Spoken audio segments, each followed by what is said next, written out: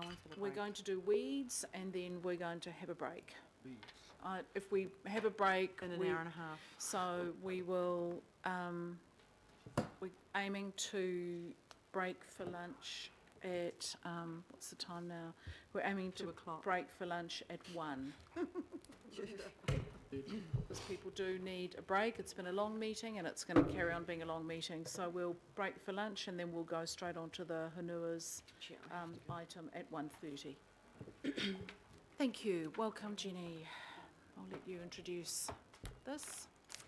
Good afternoon. My name is Jenny Gargiulo. I am the project manager for the implementation of the weed management policy.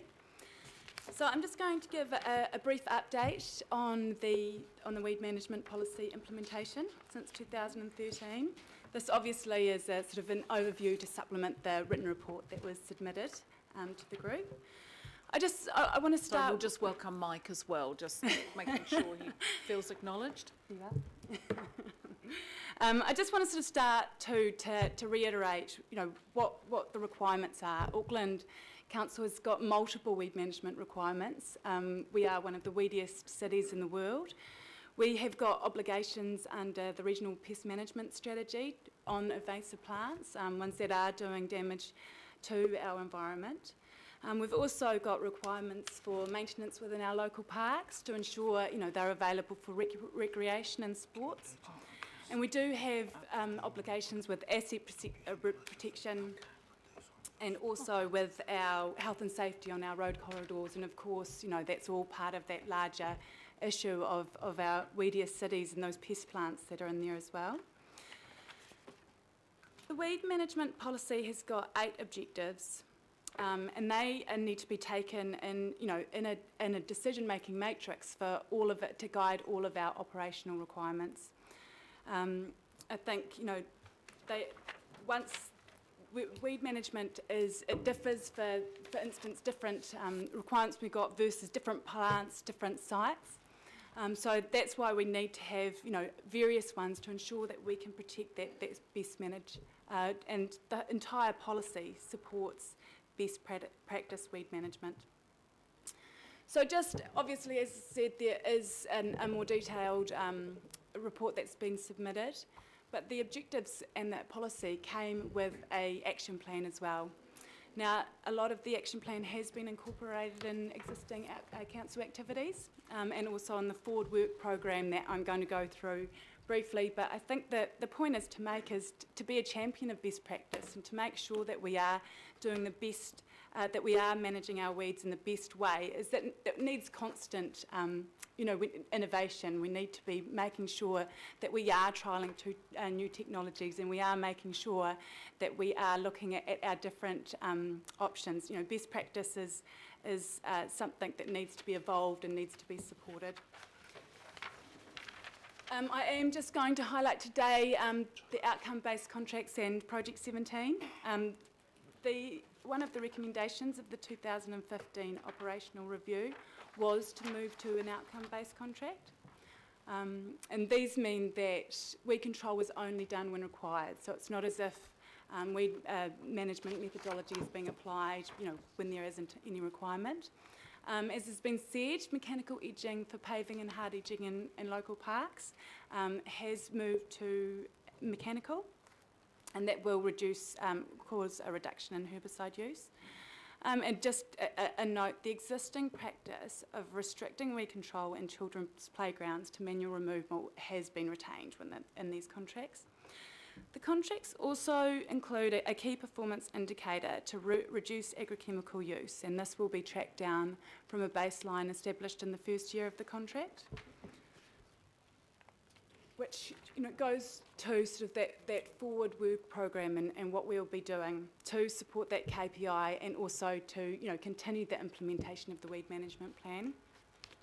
We need to be monitoring the usage, and that's across Auckland Council and CIOs.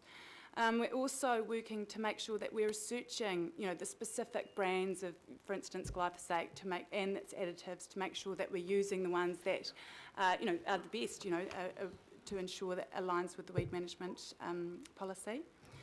I'm just going to go through these briefly, but as I said, it is more detailed in the report. We need to be supporting local boards and their weed management requirements. You know, in some, I'm sure you've been aware of some of the challenges that local boards have got within their areas, you know, and some of the invasive species that, you know, are really threatening our biodiversity and those habitats there.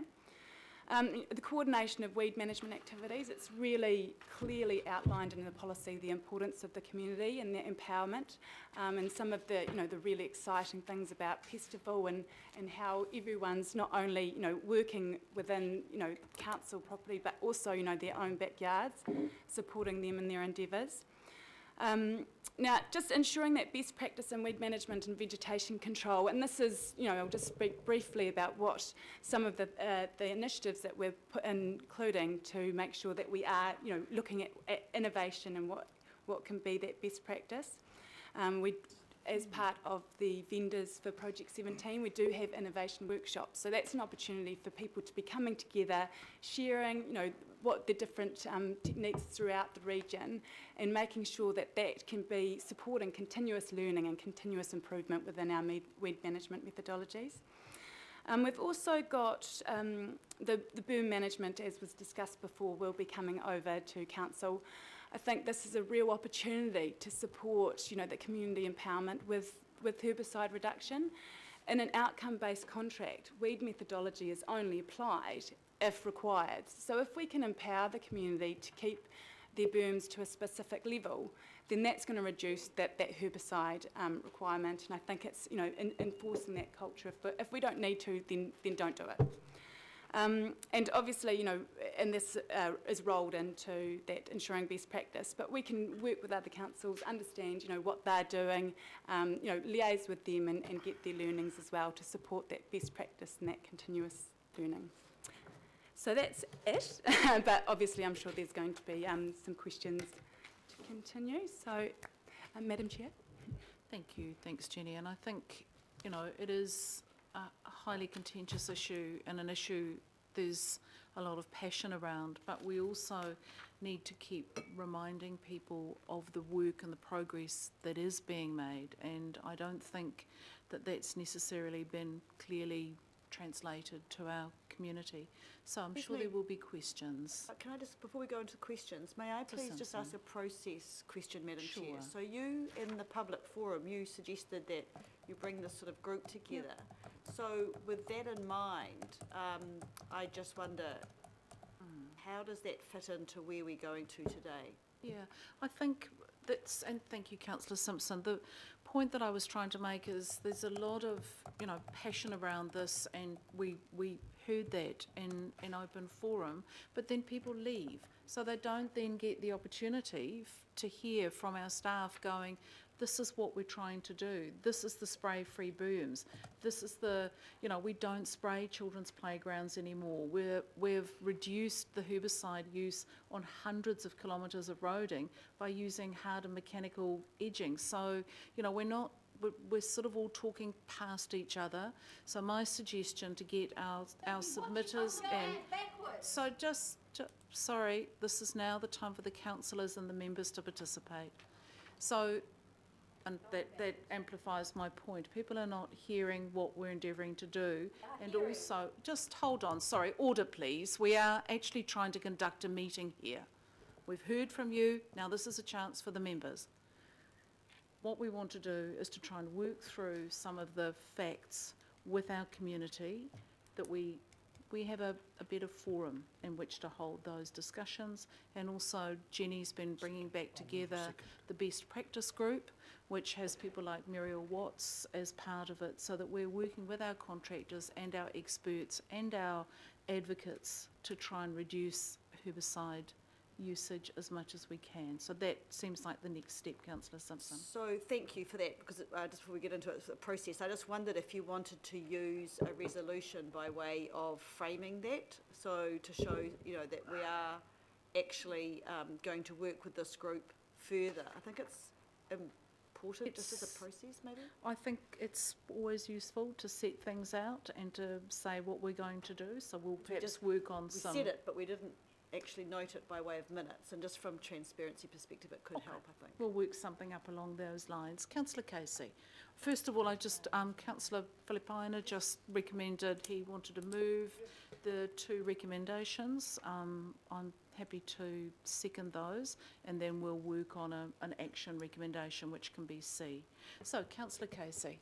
Just to find out first, Jenny, were you present for the submitters this morning in public forum? Yes. Oh, good. Right. One of the themes that ran through all of them for me was the use of agrochemicals by Auckland Transport, in particular glyphosate.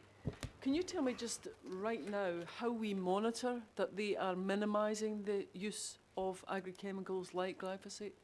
And also, so the second part of the question is how we ensure that when they're using them, they are using best practice techniques.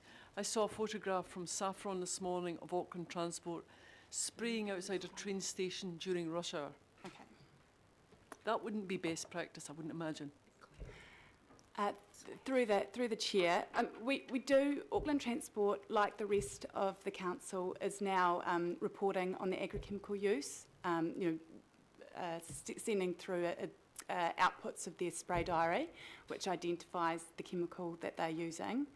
And they are following the code of compliance that is identified within the weed management policy, and that is the best practice.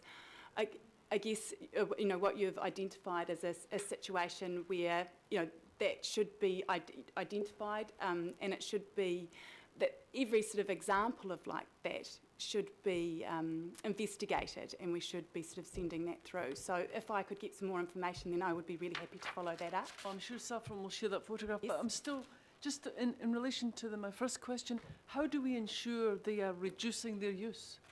So- is it you that does that, or is it somebody else?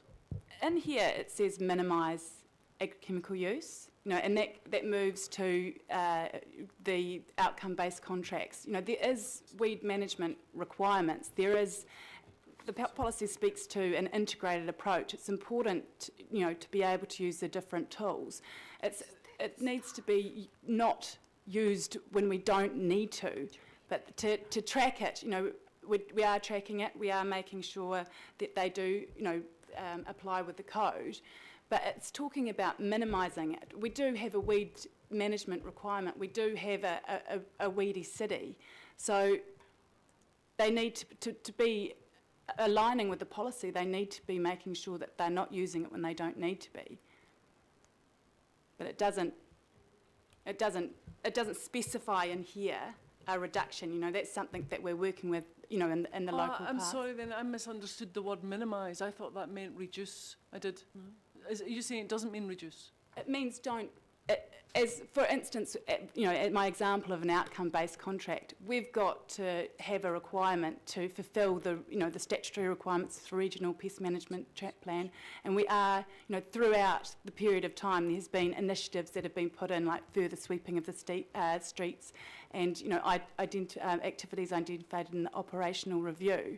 But it is about, a requirement. We need to fulfil the requirement and minimise our use while we do that.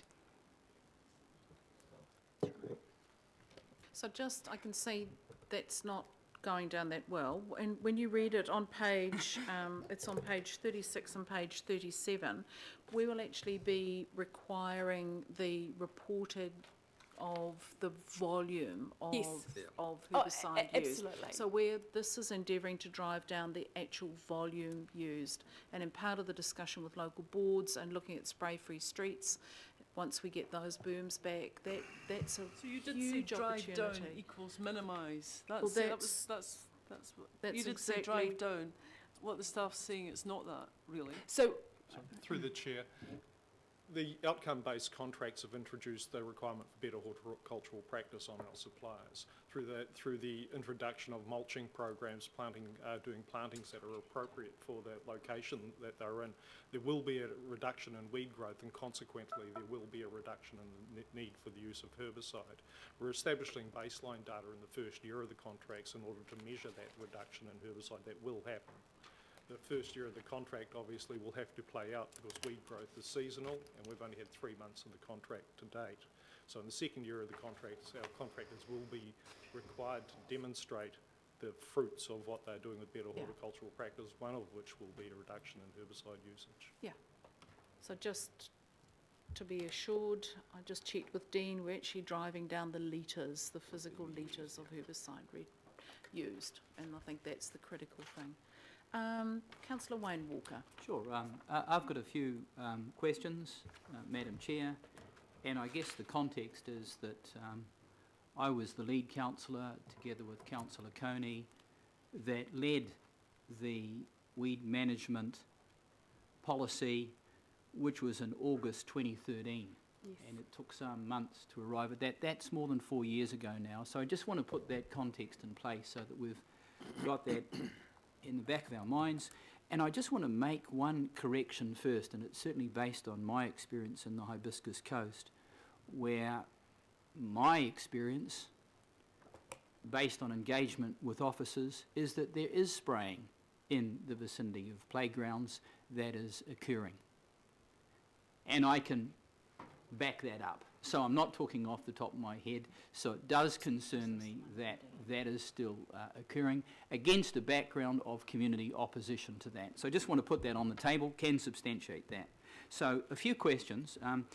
First of all, we have a no spray register that has been in place for some time, and it's now the third term that I've been asking for that no spray register to be made digital, online, so that I or somebody else can go online to go on that register. I can do that in terms of registering my car. I can do that in terms of booking a visit to my doctor.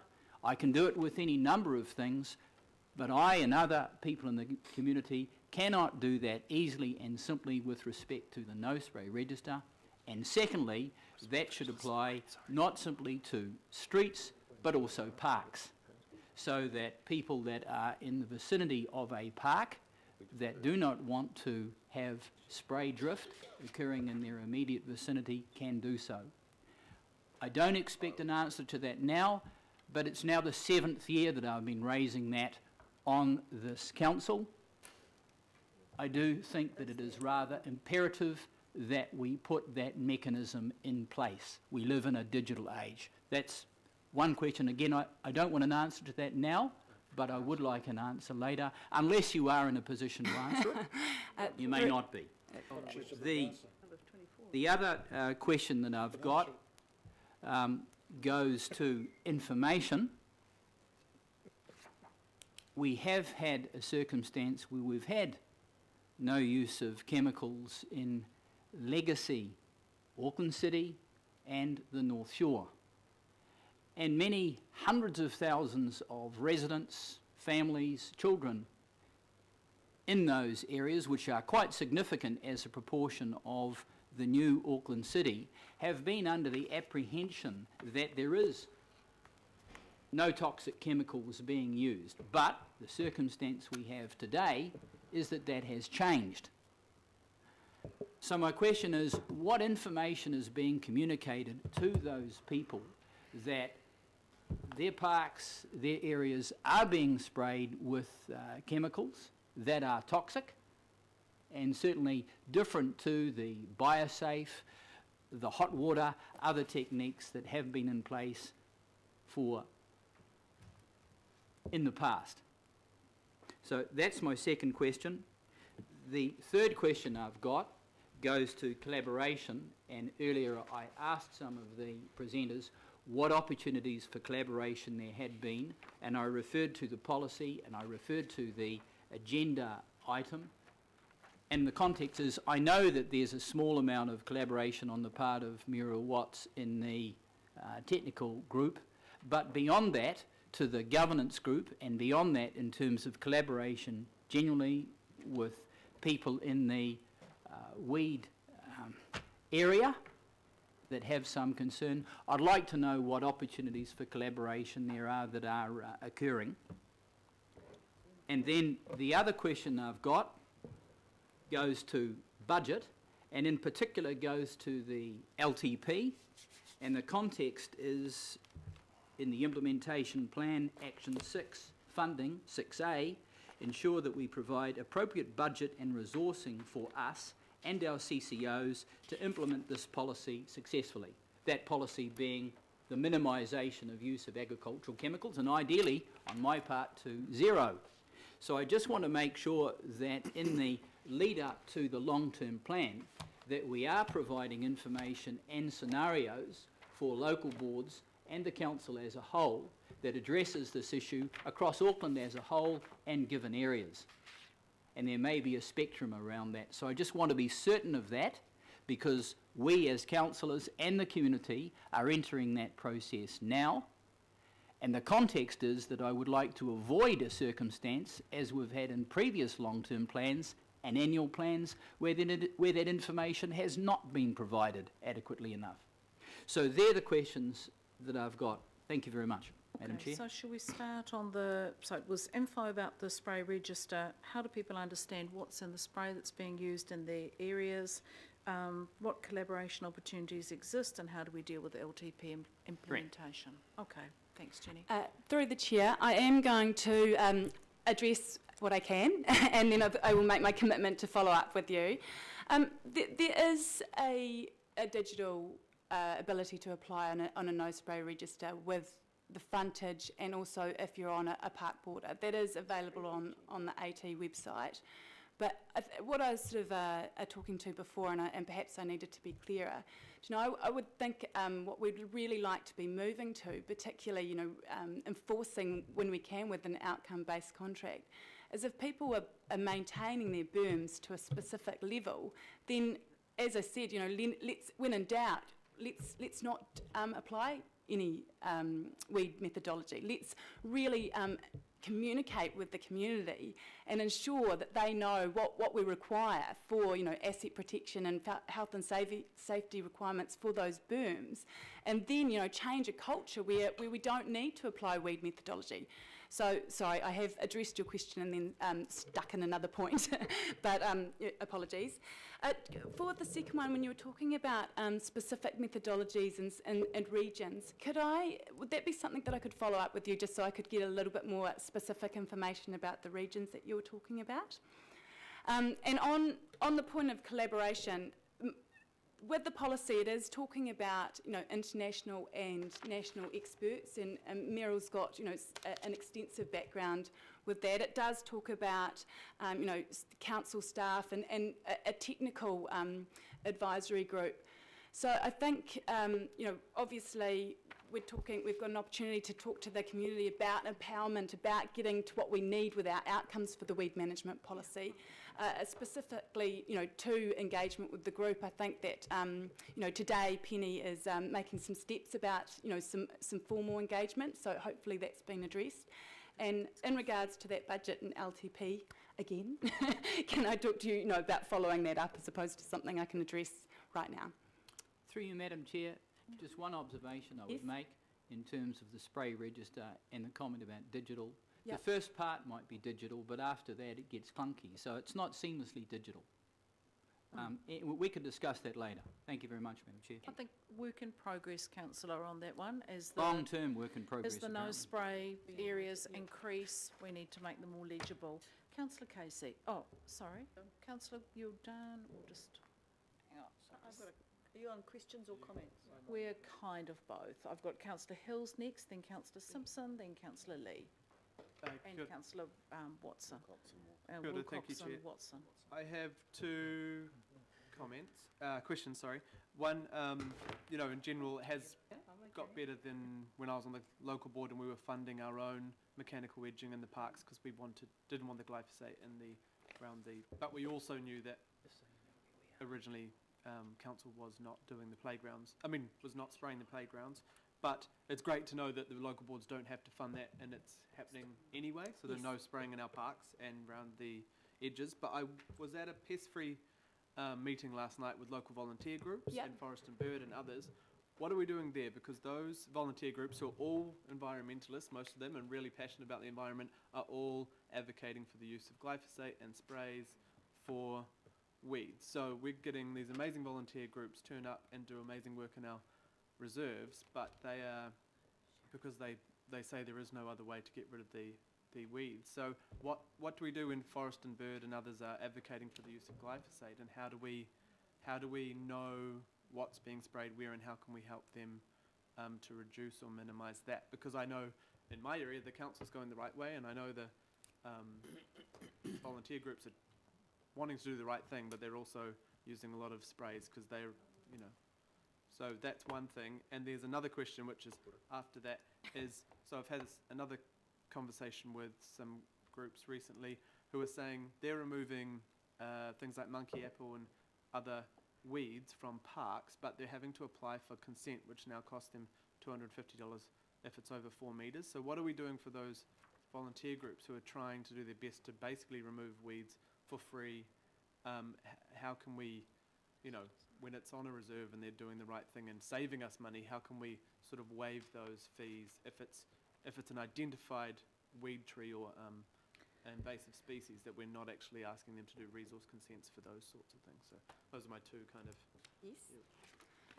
Through the chair. So we are working with Biosecurity on a weed manual, which will, you know, work to be obviously it needs to be a live document or online or where it is, which will define, support the best practice per species, per site. The weed management policy does talk about best practice, and for some weed pest plant species, for instance ones that rejuvenate through vegetation fragments, then agrochemical is the best practice in their control. You know, in fact, sometimes manual control can, you know, cause further spreading, you know, can disrupt the seed bank. But to your point, you have identified a requirement, you know, which is giving really clear sort of best practice in our opinion on what should be done by sort of site and by species. And there is that information sort of that's available now, but it needs to be, you know, a definitive portal, and that is, you know, currently what's we're working on.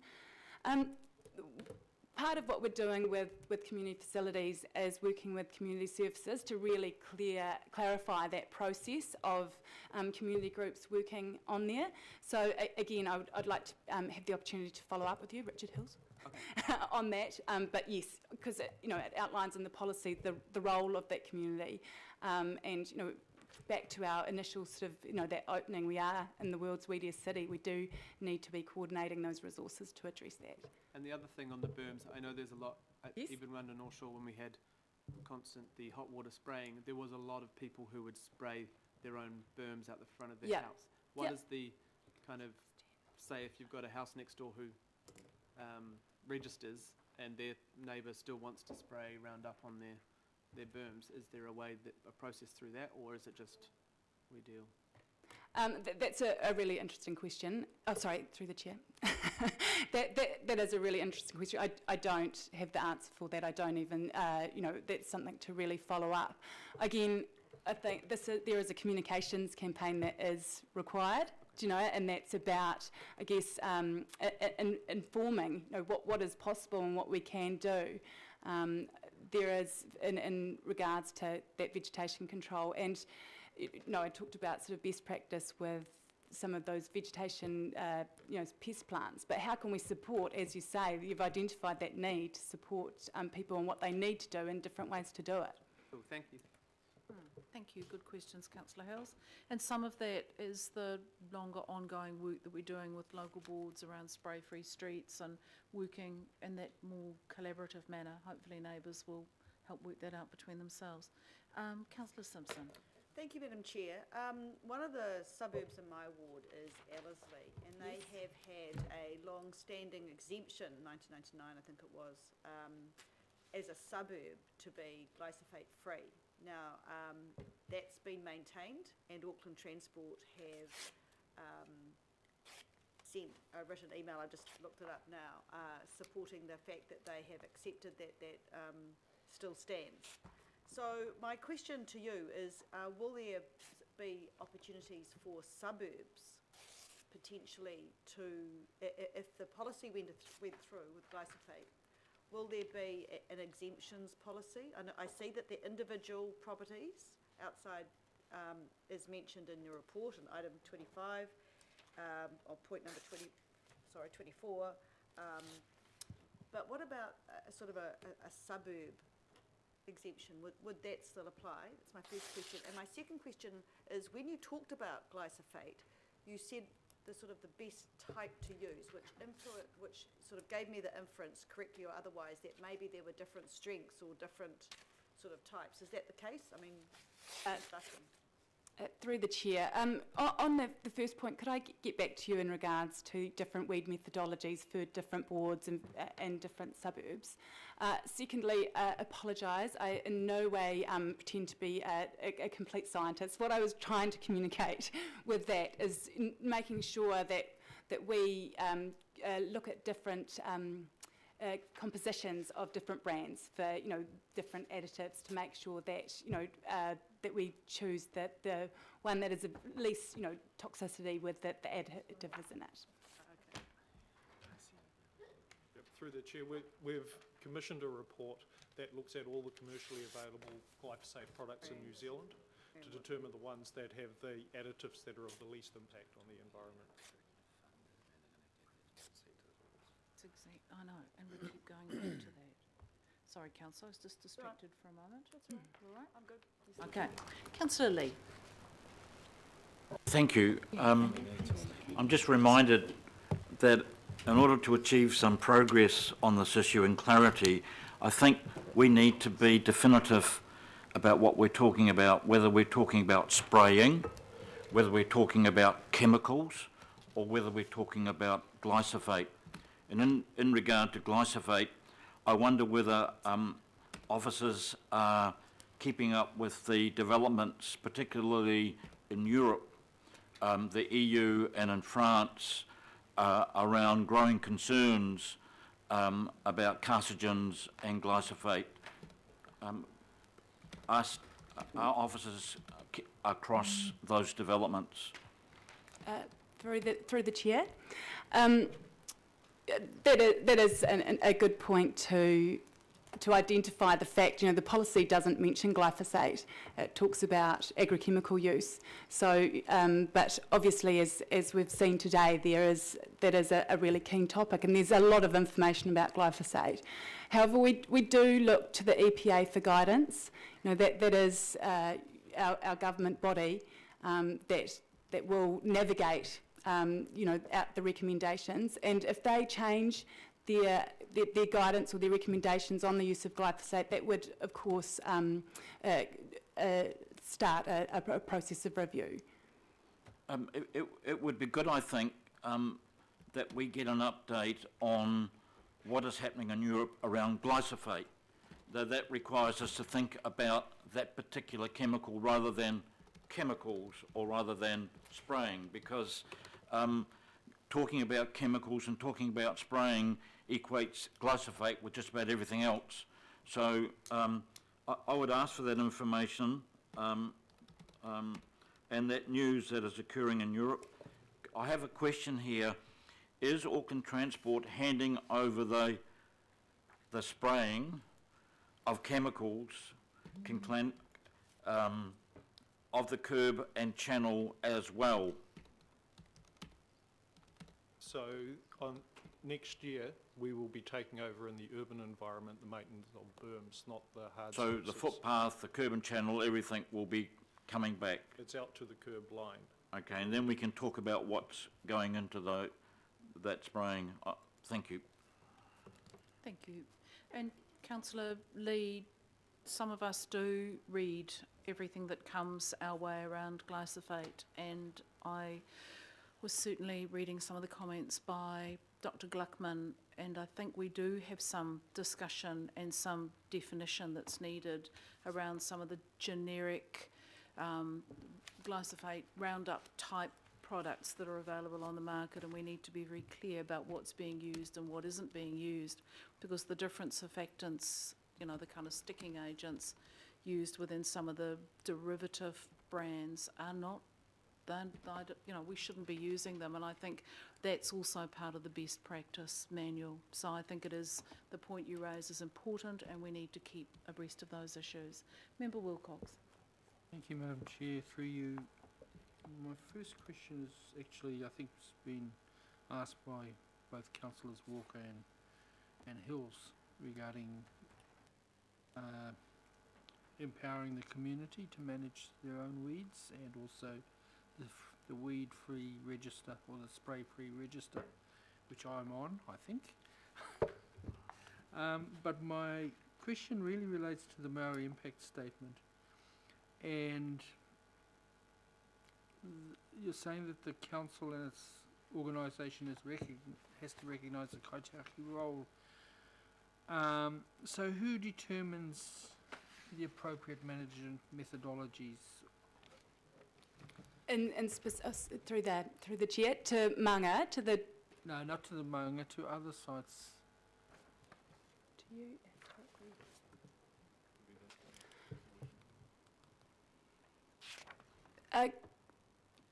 Councillor Wilcox, can you, could I address that? Could I get that question and then get back to you, please, just on the, to identify that process? Okay. Number 2, 40 and 41, you mentioned the Maunga quite extensively. Yes. Are you saying that this weed management policy is also to cover the Maunga? Through the chair. So this was... But the Maunga was originally consulted with the operational review. So my understanding is that on the Maunga that it is the objectives is been incorporated into the weed methodology there, but of course it isn't council land. It is just managed by council land by council. So the end decisions wouldn't, would be incorporating the vision, but are made by the authority. Yes, so I'm kind of trying to winkle out of this is actually what did the Maunga Authority say about this when you consulted them? So I sent through, I'd worked with Sarah Kibbs from Biosecurity as doing the weed methodology on the Maunga. And so this was a description from the activity that had been happening there, and I sent that through, and it was, sorry, I'll have to get back to you to show you who I got the information from. So, Member Wilcox, just to be clear, I think there was 2 questions in there. We just need to understand, first of all, in the Māori impact statement, there is the kaitiaki role of mana whenua with regard to sites of cultural significance. What I'm hearing you asking is also the kaitiaki role of mana whenua for the general application of weed control. And I think we just need to be clear on those 2 different points. So I think we need to get back on that one because it's not totally clear in the Māori impact statement. All right, final question, Councillor Watson. I was just going to make a few comments on the item itself, Madam Chair, is that okay? Yep, that's good. Okay, so just a few comments as it goes to the policy, the implementation and the forward work program. As everyone knows, our policy's fine. Our policy says all the right things, it always has. It's just a matter of actually implementing it. If anyone reads it, the clear intent is to reduce and to move in the way our various submitters here today have been urging us to do for quite some number of years. So there's nothing to do with the policy.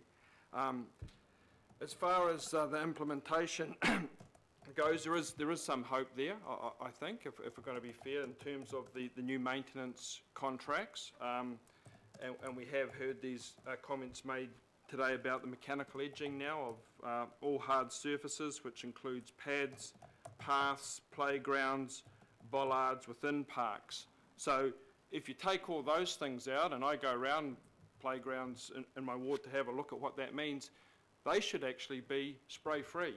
So I don't know why we don't just say that. In some playgrounds, as Councillor Walker mentioned, where people actually have been wanting the parks to be spray-free and have fought quite hard for it, they're still spraying. They're actually spraying dirt. They're spraying for the sake of spraying. So that's happened since these contracts were started. So as always in this space, there is quite a disconnect between what we might say is happening and what's actually happening on the ground. So I'll just put that up as a starter.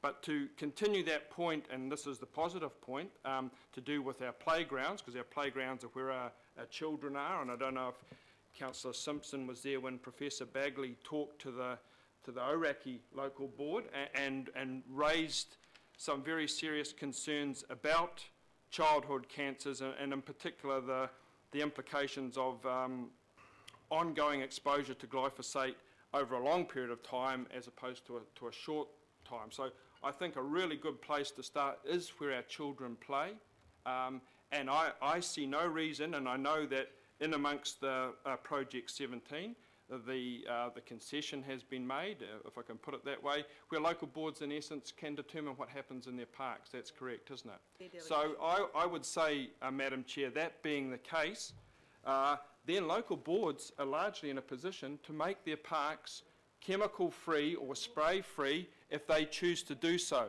And I'm not sure if that's out there. I rather suspect it's not. But that is actually the intent of Project 17. And I commend whoever those people are behind the scenes who have actually brought that to this fruition, because it actually goes to taking playgrounds out of this contentious mix. So I would urge the local boards, sitting in on this as they no doubt always do, to actually assert that ability now and to make their playgrounds chemical free. I know up in my ward there'll be a huge list of potential family groups interested in doing that. So that's a positive. What's not so positive, Madam Chair, and that's going to the work going forward, or maybe not so positive, is what could be different is our tendency to follow rather than lead. And I look at other territorial authorities like Christchurch, like Tauranga, who are already, instead of deferring automatically to the EPA, are going, as Councillor Lee was suggesting, to more of the findings from international findings such as IARC. So our councils within New Zealand are already doing that. That's Tauranga and Christchurch. We used to do that. North Shore City used to do that. Auckland City used to do that. We've actually turned the clock back 20 years. So I hope that in this committee, under our new leadership and the genuine progress we on the surface have made in our parks, that we not just be an apologist for the likes of the one person who did the review for EPA, because it doesn't stack up. I'm no scientific expert, but I can draw a reasonably fair assumption on the basis of who we should be listening to. And it wasn't that one person from EPA, it's the IARC with its 17 members in 11 countries and all the other findings in Europe that are going along with it. So please don't give us any more of the let's wait and see what the one lady at EPA says, because they don't stack up against these people.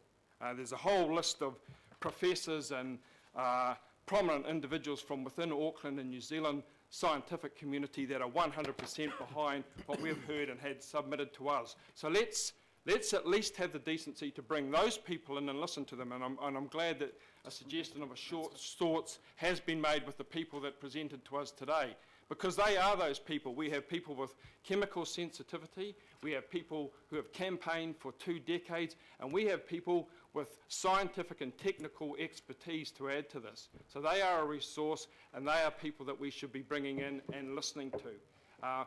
We hear them often enough. Let's start really listening to them now. But on the whole, I would say that there is grounds for some hope, but please, let's not make this, playing for the next 2 years or the next 3 years, as has been the case up until, this term of council. Let's actually listen to our people and do something and safeguard the health of our children and our other people too, because we haven't done that up to now. Thank you, Councillor. And final word 2%, to... that'd be my first 2%. Final That's word where it's going. to... That's where my money is going. Hang on, Oh. just, councillors? I Councillor had a comment, Philippine. Madam Chair. I just asked questions earlier. Well, okay, we'll go to Councillor Philippine, then Councillor Walker, and then we're going to break at 1. Thank you, Chair. And, reading this report, because I can see with the recommendations, and I see there's another one. Oh, Yep, with C. Yep. So Chair, look, in regards to this, and it's the receive the update, I know that the local boards in my ward know about the fact that they have the ability to at least with their parks. Their delegation. Their concern, and I think it'll be concern with all the local boards, even after the comment that Councillor Walker just made to me, is that it shouldn't cost much. Well, that's their concern, and this is why they have to make the choice around what they wish to do around the playground. So I'm glad, Councillor Watson, you've mentioned that, because it is about the choice that they will have to make, and I support whatever choice they make in regards to that. That's one. Number two, I again, with Councillor Lee, I agree, and I support his recommendation that it was mentioned by Councillor Watson in regards to getting other studies, reviews that have been conducted. I have a website here that I've been looking at for a while, and look, I'll give you that website in regards to, now it gives a contrary view, but I mean, having a contrary view doesn't necessarily mean it's wrong. It doesn't necessarily mean it's right, but I'll give you that website so at least you have something there to have a look at it. In regards to the EPA, through you, Chair, there has to be, at least through government at least, there has to be an organisation that we have to at least adhere to from a statutory perspective. And at the moment, all we've got is EPA. So look, I agree, we need to at least, now whatever the review, and I saw one there dated back 2016 from the EPA and their decision, but then again, it's just that we have to be guided. And Chair, look, reading through the actual, and I, like yourself, Chair, went through this and looking at the actual Auckland Council weed management policy, there is some stuff in here that I will talk to Jenny about that I don't believe should be in there. And so I'll talk to, but that's around the glossary. That's all. And I mean, look, 2013, I wonder what happened in the intervening years till now that's happened to this particular policy. So I'll be interested to find out through you and other officers why it has, from 2013, now we're at this point. So again, just want to put on the table that we need to, Chair, and I fully support the recommendations that are up there. Thank you. Okay, thank you, Councillor Filipaina. And I think we'll just take that as comment, and Yeah, you'll sorry. pass on the I thought it website was- to us. Yep. And last word, Councillor Walker. I just want to make a few comments. First of all, Madam Chair, my concern is that the progress around the implementation of this issue, which is an issue of significant concern to the community and of paramount concern to many people in the community that are directly affected by their health, has been glacial. I am concerned. Glacial means, in this instance, incredibly slow, sorry. I'm concerned that we're not reporting back until April 2018. That's almost 6 months away. So if we're going to have this pattern of report and then report back on progress, we're going nowhere fast. So I would like to think that we'll have some report back much, much earlier than that. There have been a number of issues raised today, of which I have raised a number, and I don't particularly want to have a report back on those in 6 months' time. So that's around the immediacy of this issue. Okay. The other concern Wrap that it I've up, got Councillor, 'cause goes I've got to Councillor the other Lee waiting. concern that I've got goes to cost and the message being put out to local boards.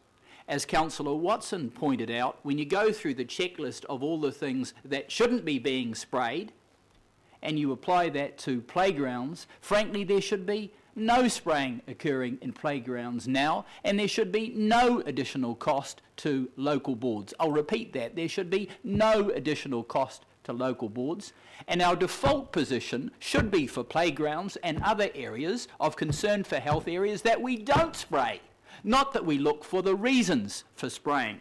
That's my concern. The other concern that I have is that I have absolutely no faith in the EPA, the Environmental Protection Agency in New Zealand. I'll repeat that. I have no faith. And I would suggest a large number of New Zealanders New Zealanders have no faith. Steve, it's not funny. And it is, Don't laugh.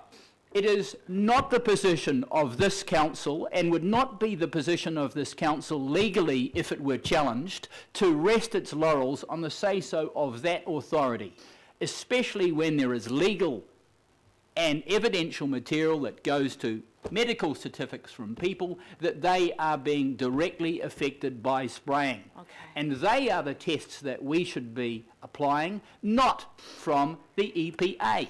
And I would ask the council what advice it is receiving around legal risk, around the risk that goes to the magnitude times the probability of the people being affected in our communities now by spraying, and what advice they are receiving and what analysis they are taking to make sure that there aren't people being affected of which we are responsible through our contracts. Okay, thank you, Councillor. Just reminding people that NZTA, Ministry of Education, New Zealand Rail and private landowners and farmers all use these chemicals. We are part of... That's not an excuse. No, Councillor, I'm just reminding you that however we might feel and the concerns we might have about the EPA, this is, at the moment, a legal product to use. So we could stop using it, but there is still a huge amount of use of glyphosate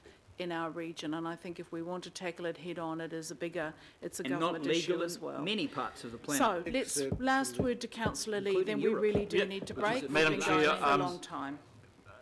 There's a great deal of concern and frustration building up in the community, and it's not helped, I believe, by putting off decisions around making some very transparent policy about the use of chemical sprays, especially sprays containing glyphosate in public areas. I think if the council could come up with a transparent and definitive statement, a lot of those concerns would be eased. But what I'm concerned about here is another 6-month delay while we're still working on it. The council, I believe, late in the last term of the council, made a pretty firm statement about withdrawing the use of glyphosate anywhere near the public, and I think we need to act on that, and that would certainly ease the frustration and the emotion that we see in the community. There's still debate going on around the world about the effects of glyphosate. The evidence seems to be more and more that it is carcinogenic, and I think that we need to err, if we're going to err, on the side of caution and be proactive about withdrawing its use and get ahead of public concerns. We can talk to the EPA and follow the farmers and follow NZTA and whoever. We work for the public. If they have concerns, we need to act on those concerns. Thank you.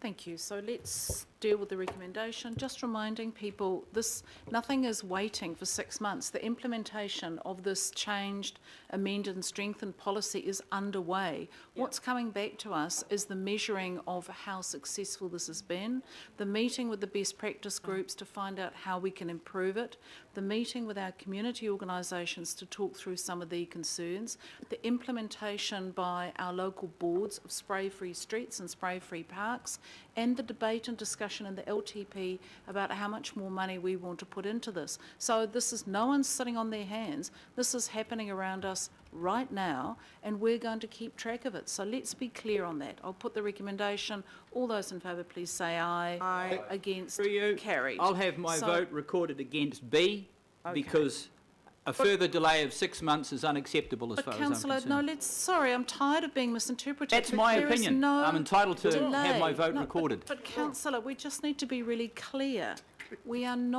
There is no delay. The policy continues to be implemented. We're saying we will implement and measure. We are going to reduce and require a much harder line with our contractors out there. It will come back to us as a formal report on how much glyphosate we've reduced and what's been implemented. In the meantime, the weed group will meet, the best practice group will meet, life will carry on. I'm going to move an adjournment for 30 minutes until 1:30. Thank you. Madam Chair, I just remind people to make sure they're at the workshop tomorrow when we're going to discuss pest and weed management, and you're going to look at the options where you've got a $90 million option or $200